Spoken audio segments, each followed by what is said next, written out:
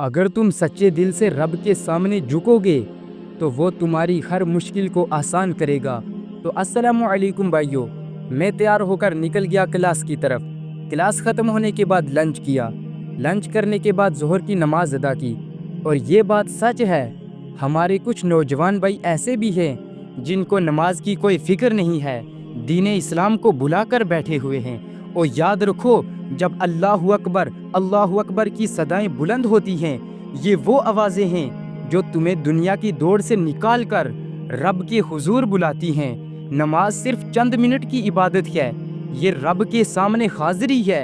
ये वो लम्हा है जब ज़मीन पर चमकने वाला अर्श वाले के सबसे करीब होता है। सजदे में जो सुकून है वो किसी और जगह नहीं। ये वो इबादत है जिससे दिल साफ होता है, नीयत पाक हो जाती है और ज़िंदगी संवर जाती है।